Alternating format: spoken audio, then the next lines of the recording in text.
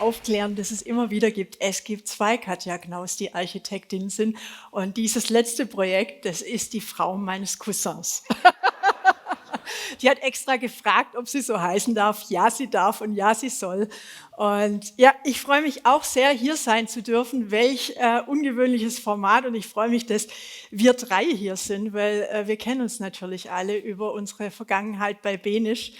Und ja, Fermin, du hast uns was eingebrockt. Also wir haben uns vorher darüber ausgetauscht, dass wir alle irgendwie Tage hinter uns haben, wo wir festgestellt haben, oh verdammt nochmal, es gab Zeiten, da wurden Fotos noch auf Papier gemacht und oh Gott, wo sind die? Wie heiße ich? Was mache ich? Man ist eingetaucht in eine alte Welt, die eine ganze Weile her ist. Katja Knaus heiße ich. Vom Möglichen und Unmöglichen möchte ich reden. Warum? Das sage ich Ihnen gleich. Untertitel Shit happens. Immer. Wie alles anfing, da komme ich her. Und so wie das auf diesem Foto aussieht, so ist es auch. Das ist ins Klösterle im Schwarzwald und es ist nicht Urwald, aber es ist wirklich sehr tief im Wald. Man kommt da raus, eher selten. Und wenn man rauskommt, dann passieren einem Dinge, wo man nicht immer sicher ist, ob man die jetzt so haben wollte. Wie es dazu kam. Ich hatte in diesem Schwarzwald eine wirklich tolle Kindheit. Also ich erzähle wirklich aus dem Nähkästchen. Ich habe, glaube ich, mit 5 eine Bande gegründet. Die Rote Zora war mein großes Vorbild, die fand ich super. Vielleicht war ich auch ein bisschen älter. Ich habe Pommes geliebt, wie man auf diesem Foto sehen kann. Wir haben irgendwie in Riesenfarnhängen irgendwelche Geheimgänge gebaut und da reingeflochten. Wir haben Baumhäuser gebaut. Es war eine fantastische Jugend.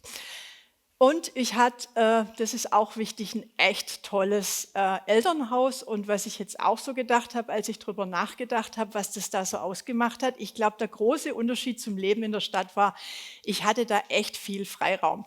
Abends um 6 haben die Kirchenglocken geläutet, das hieß dann, jetzt müsst ihr langsam mal heimkommen. Ansonsten konnten wir da vor die Tür. Das war natürlich toll.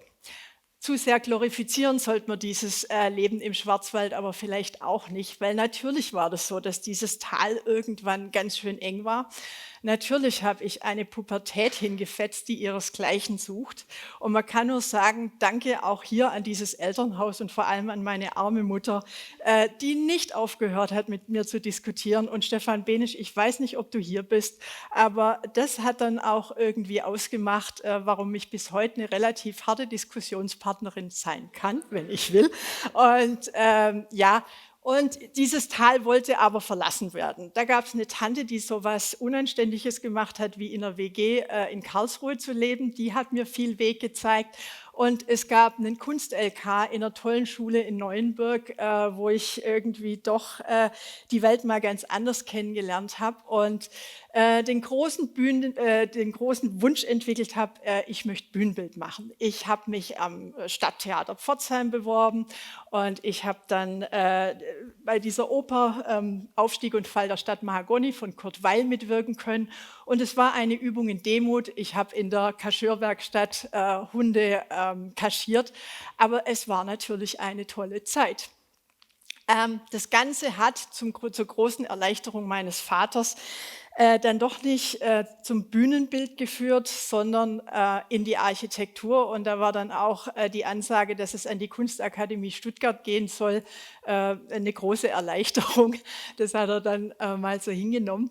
Und führte aber wieder auf Umwegen direkt zurück nach ins Klösterle, weil damals, und das finde ich ehrlich gesagt, das ist schon einer der Momente, die mich geprägt haben, hat die Akademie noch verlangt, dass man handwerkliche Praktikas macht.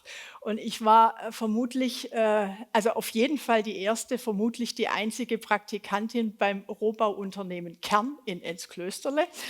Da habe ich allerhand erlebt, das füllt einen anderen Abend, das erzähle ich dann.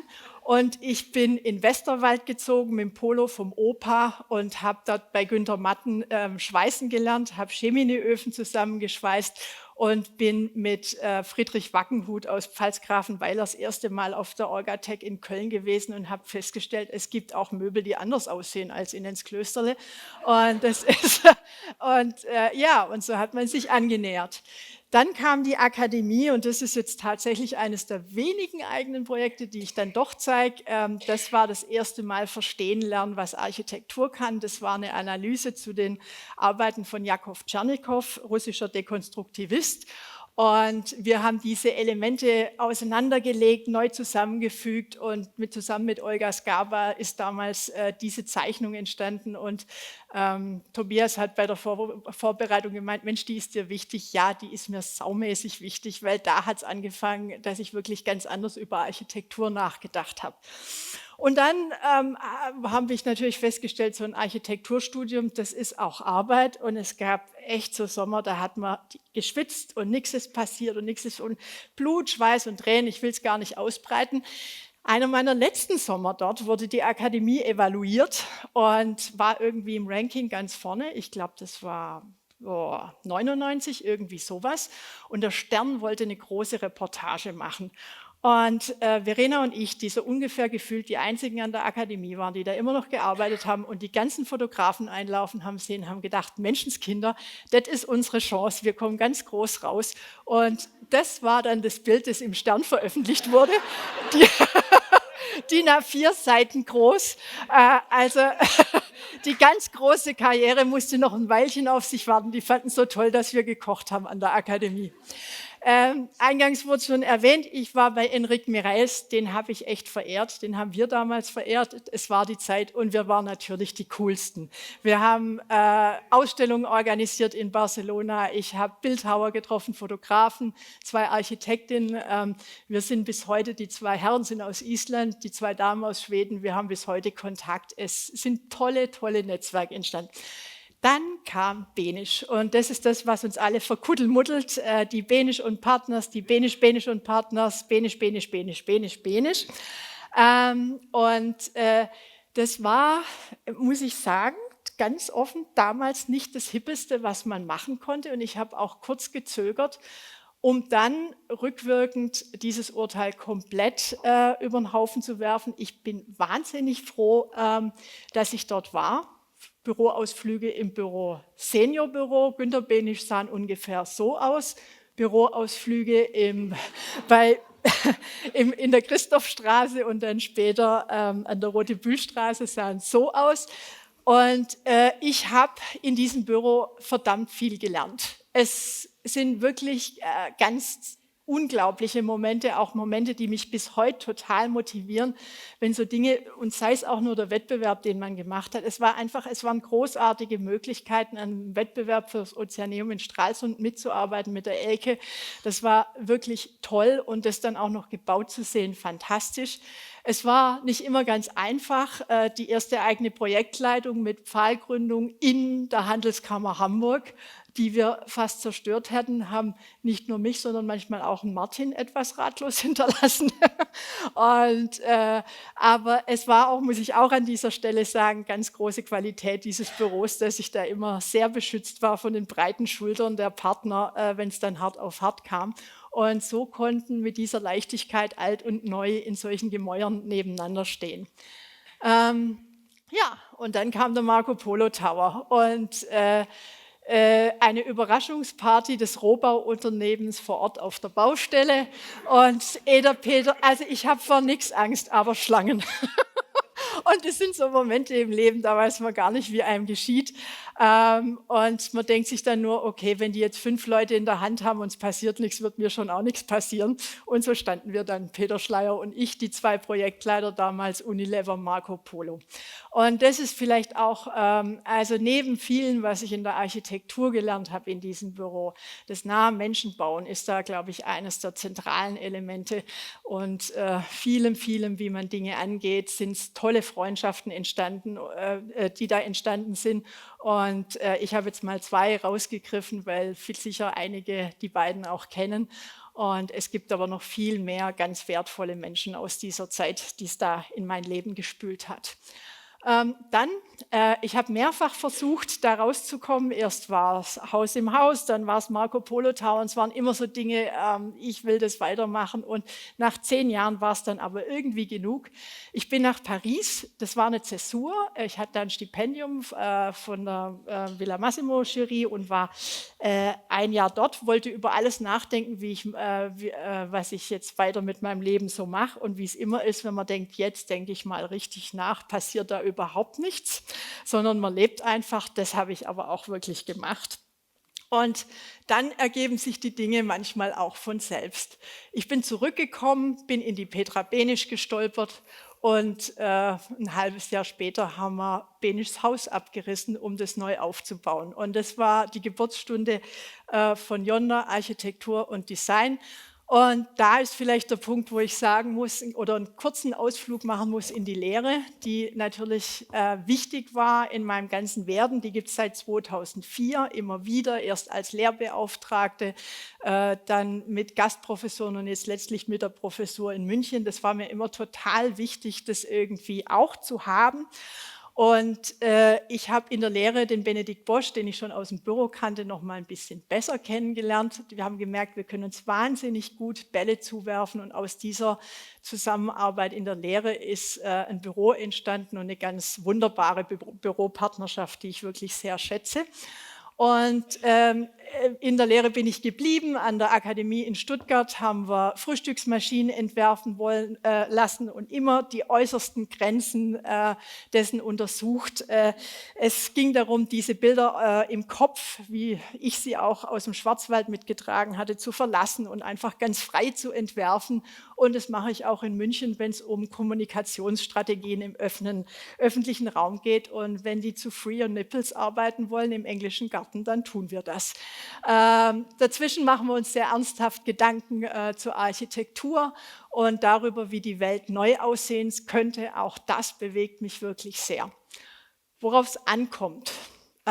Ich weiß, hier sitzt ihr, das Team. Das ist tatsächlich verdammt wichtig und ohne die wird es überhaupt nicht gehen. Es ist die Partnerschaft mit dem Büropartner, es ist aber auch das ganze Team, das da dahinter steht. Ohne geht's nicht.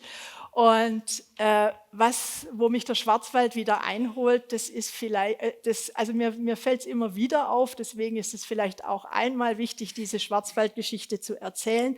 Es prägt einen. Die sitzt jetzt bei uns im Büro und vielleicht ist es ja diese Verbindung zum Schwarzwald, die mich so an die Bedeutung dessen glauben lässt, dass Materialien echt sind, dass Ideen gut sind, dass man sich traut, Dinge auch mal anders zu machen. Und ja, da will ich jetzt nicht weiter drauf eingehen. Ich möchte jetzt auch nicht alle in Grund und Boden labern hier. Es geht um Verantwortung. Ich glaube, dass wir mit mehr und besseren Worten als der Thomas kann ich es nicht sagen. Ich glaube, dass wir eine große Verantwortung haben, unser Bauen zu ändern und es möglich zu machen, dass mehr Häuser Energie-Plus-Häuser werden können. Und ich glaube, dass dass Architektur nicht immer soziale Probleme lösen kann. Das ist einer meiner Lieblingssätze, aber ich glaube, dass es sie immer verursachen kann. Und ich glaube, es ist eine Aufgabe für uns alle, dass wir unser Bestmögliches tun, dass das nicht so, ja, dass wir eben, wo wir können, helfen. In dem Fall Wohnen für Geflüchtete in Tübingen. Und es geht um Leidenschaft, lieber Martin, und this one is for you, weil ich gedacht habe, es sind einfach immer die gleichen. Es geht darum zu kämpfen, es geht darum, an seine Ideen zu glauben. Und ich musste wirklich sehr lachen, als ich irgendwie jetzt die Dokumentation zu diesem Wettbewerb gesehen habe und gedacht habe, naja, 2 Büros, 2 Ursprünge. Der eine hatte irgendwie die Idee, die Aussicht über einen Ballon herzustellen. Die anderen haben ein Riesenrad für die Aussicht ins Haus gedonnert. Beide sind sie im ersten Rundgang rausgefallen. In diesem Sinne, ja, und dann habe ich tatsächlich, und das ist mir wichtig, und das habe ich jetzt extra auch nochmal mitgebracht, ich habe jahrelang einen Spruch hängen gehabt. über meinem Bett im Schwarzwald. Und vielleicht fasst es ja, dachte ich jetzt so bei der Recherche und beim Sammeln, da ist mir das in die Hände gefallen, alles ganz schön zusammen. Das ist von Ingeborg Bachmann, Ausschnitt aus dem Text. Innerhalb der Grenzen aber haben wir den Blick gerichtet auf das Vollkommene, das Unmögliche, das Unerreichbare. Im Widerspiel des Unmöglichen mit dem Möglichen erweitern wir unsere Möglichkeiten, dass wir es erzeugen, dieses Spannungsverhältnis, an dem wir wachsen. Darauf, meine ich, kommt es an, dass wir uns orientieren an einem Ziel, das freilich, wenn wir uns nähern, sich noch einmal entfernt. In diesem Sinne, herzlichen Dank.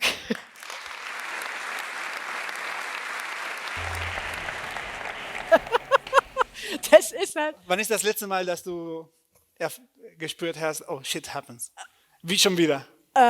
Diese Woche, aber nicht in der Form. Ich glaube, das passiert in unserer Profession eigentlich ständig, dass irgendwo irgendwas passiert, wo man jetzt ehrlich gesagt überhaupt nicht weiß, wie man es lösen soll oder wie man es alles gleichzeitig lösen soll oder auch die Komplexität, die Vielschichtigkeit, die wir manchmal erleben müssen und auch erleiden müssen. Aber ich glaube, wichtig ist, dass man sich da so Werkzeuge drauf tut, damit umzugehen.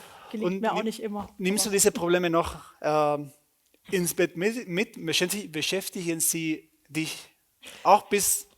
Ehrlicherweise mehr als früher. Also jetzt mehr als früher? Also ich hatte früher so eine ganz gute Strategie, zur Haustür rein und Probleme weg. Ich merke, das wird schwieriger, man wird dünnhäutiger, also vielleicht liegt es ja am Älterwerden, ich weiß es nicht. Es gelingt mir oft, es gelingt mir meistens, mir ist das Wochenende ziemlich heilig, aber ich merke, ich schaffe es nicht immer, nein. Gibt es eine bestimmte Art von Herausforderungen, oder Probleme, die dich besonders beschäftigen? Boah, das ist unterschiedlicher Natur. Also ich meine, es gibt was weiß ich, Probleme. Also ich glaube, was das kleinste Problem ist, sind irgendwie so typische Probleme im Büro. Ich glaube, schwieriger ist, wenn es irgendwo zwischenmenschliche Probleme gibt oder wenn man auch jetzt teilweise an der Uni wirklich merkt, dass Corona irgendwie doch ordentliche Schlaglöcher hinterlassen hat und dass das auch teilweise nicht an allen Studierenden ganz so spurlos vorbeigegangen ist, wie man das vielleicht hoffte. Und ja, das sind dann Dinge, die einen vielleicht manchmal... Du hast gerade 2 Punkte erwähnt, worauf ich gerne was fragen würde. Und zwar, hast du gesagt, die Arbeit im Büro, das Organisieren, Miteinander, die Projekte, die Verantwortung. Und ich würde gerne fragen, dass du Jahre mit Benisch und mit den Kollegen bei Benisch gearbeitet hast. Gab es Lehren, wo du dachtest, oh, das hat mich sehr geholfen, um mich selbstständig zu machen? Konntest du an etwas denken? Ja, auf jeden Fall. Also ich glaube, Benisch war die Plattform, um zu lernen, wie man selbstständig arbeitet, weil man natürlich auch, also ich war 1,5 Jahre im Büro, das ist vielleicht am wenigsten ungewöhnlich, als wir diesen Wettbewerb fürs Ozeaneum angegangen sind. Und da meine ich 1,5 Jahre im Berufsleben. Und ich war 3 Jahre im Büro, als ich die Projektleitung für das Haus im Haus übernommen habe. Und natürlich hoffnungslos überfordert. Und da waren 1000 Fragen, wo man so dastand. Aber ja, also auf jeden Fall habe ich da Werkzeuge mitgenommen. Gab es etwas, das du durch die Selbstständigkeit lernen musstest? Keine Ahnung. Ich musste durch die Selbstständigkeit, das ist vielleicht ein Grund für die Schlaflosigkeit. Also es ist natürlich sehr viel sorgloser angestellt zu sein als Finanzamt. Aber hat das mit Finanzamt zu tun? Oder? Sorgt mich da am wenigsten, aber man hat natürlich nicht mehr nur die Verantwortung für sich, sondern für mehrere. Ja. Und das ist vielleicht auch der Moment, wo es einen dann manchmal mehr plagt. Du hast vorhin etwas erwähnt, das du immer hattest und das diese Schlagfertigkeit, also fertig für Diskussionen. Richtig? Also du konntest gut diskutieren? Ich glaube nicht schlagfertig. Also schlagfertig war ich, glaube ich, nicht immer in meinem Leben, bin ich auch heute nicht immer. Aber ich habe, glaube ich, einen ziemlichen Dickschädel, würde man sagen. und wenn ich... Ja, ich kann einfach sehr zäh sein in Diskussionen und das verdanke ich aber meiner da ist Frau Mama, schon wichtig, oder? Wenn man Projekte an Projekte glaubt, oder? Dass man, Ja, ich glaube, das ist tatsächlich auch eine Zähigkeit, die mir in diesem Beruf hilft, weil es ist natürlich irgendwie, also es ist überhaupt nicht mehr einfach, Dinge gut zu machen in unserer Profession. Und es ist immer wieder den Rückwärtsgang einlegen, immer wieder nochmal die nächste Straße probieren, immer wieder rückwärts, vorwärts, bis man irgendwie da ist, wo man dann eigentlich hinkommt. Und da glaube ich schon, dass mir dieser Sturschädel hilft, um dann auch das eine oder andere doch hinzukriegen, ja. und ist Benedikt ähnlich, weil er meinte, er konnte euch gut Bälle werfen? Also ich glaube, wenn es um gute Architektur geht, da schenken wir uns nicht viel. Also da wollen wir es dann schon beide wissen. Aber wir sind so, ich meine, würde mal sagen, so vom Typ her eher unterschiedlich. Aber das ist ja manchmal sehr Das hilfreich. auf jeden Fall. Du hattest ja vorher erwähnt, wieder die Studenten, dass du dich auch mitnimmst, weil du da erfährst und weil es die hier Schäden, dass du meintest, dass du erfahren hattest von der Pandemie, aber von Studenten. Du wolltest immer in der Lehre Ja, arbeiten. ja. Ähm, du hast auch über Verantwortung gesprochen und das spürst du. Ich frage mich, ob du die Verantwortung spürst, wenn du mit der nächsten Generation arbeitest, an Architekten. Ja, klar. Also jetzt nicht, ich gehe jetzt nicht morgens aus dem Haus und sage, ich habe Verantwortung, Ja. aber natürlich, also und das finde ich aber auch ehrlich gesagt das ganz Wertvolle an diesem Job, dass ich sozusagen ganz nah dran bin und sozusagen da auch Werte, von denen ich meine, dass es welche sind, weitergeben kann, vermitteln kann, über die diskutieren kann, mich auch oft, also auch oft mich selber dann wieder korrigieren muss oder revidieren in dieser Diskussion, weil man merkt, Moment, da haben andere auch recht und haben andere echten Punkt. Und da muss man vielleicht auch nochmal eigenes Denken irgendwie korrigieren. Also ja, auf jeden Fall spüre ich da aber eine Verantwortung. Ja, eine gute auch Quelle an, wenn du sagst, muss man selber sich reflektieren, wenn man Ja, mit den ist ein sehr Studenten schöner Spiegel. Ja. arbeitet. Ähm, würdest du gerne etwas Bestimmtes an der nächsten Generation weitergeben? Etwas, was du von deiner Erfahrung lernen musstest? Ähm, das bin ich erst letztens gefragt worden. Also wenn es darum geht, wie man in diesem Job überlebt, dann ist es Lust an der Sache, Leidenschaft für die Sache und ja, einfach Begeisterung, weil ich glaube, ohne das geht es einfach nicht. Das, Und das ist vielleicht das Allerwichtigste, was ich Jüngeren mitgeben kann, neben allem anderen. Wir müssen für die gesamte Gesellschaft bauen, wir müssen nachhaltig bauen. Ja, aber ich glaube, also man muss mit vollem Herzen dabei sein. Das ist, glaube ich, ansonsten Geld verdient man woanders leichter. das bringt mich vielleicht zu der letzten Frage. Äh, und zwar, wir hatten an den letzten Tagen, also wenn wir kurz darüber gesprochen haben, du meintest, du hast schon viel um den Ohren, du hast schon viel zu tun in den letzten Tagen. Und ich frage mich, du hast deine Tätigkeit an der Uni, du hast das Büro, hast andere Projekte, andere Sachen. Gibt es, ich frage mich, wie du versuchst, dich zu organisieren und effizient zu arbeiten und deine Zeit gut zu planen und zu managen. Also es gibt eine einigermaßen strikte Trennung zwischen Lehrtagen und Bürotagen. Und man muss sich daran gewöhnen, dass man überall ja, einfach nicht mehr alles fertig kriegt und auch nicht mehr, also es ist auf beiden Seiten immer so, dass Dinge liegen bleiben. Aber es geht schon auch ganz gut und ich glaube, wenn man so einen Strich drunter zieht, ist am Ende des Tages die Bereicherung durch die Lehre im Büro und die Erfahrung vom Büro in der Lehre so wertvoll, dass ich es nicht anders machen will. Und ja, und dann, das habe ich ja gar nicht erwähnt, habe ich ja dann noch das BDA-Präsidium, das sind natürlich dann so politische Stimmt, Plattformen, wo ich denke, ja, da ist es wichtig zu sein. Und natürlich ist es im Moment zu viel, das gebe ich ganz offen zu. Aber ja, da denke ich bin immer gut damit gefahren, dass ich manche Dinge dann auch irgendwie so, also ich glaube, man muss manchmal auch auf Pla Sicht fahren. Planst du in den Alltag auch ein bisschen Zeit für dich? Also, dass du Ja, sagst, okay, in bestimmten Tagen Handy aus also oder ich würde mal sagen, Montag bis Freitag ist es schon einigermaßen Hamsterrad, also da ist nicht viel Zeit für mich, aber aber Samstag und Sonntag. ja, da ist, also Samstag und Sonntag ist allermeistens frei. Das ist schön. Also Katja, vielen Dank für den schönen Vortrag und für das Interview. Wir werden später mit der Diskussionsrunde weitermachen. Vielen Dank. Danke. Danke, Katja.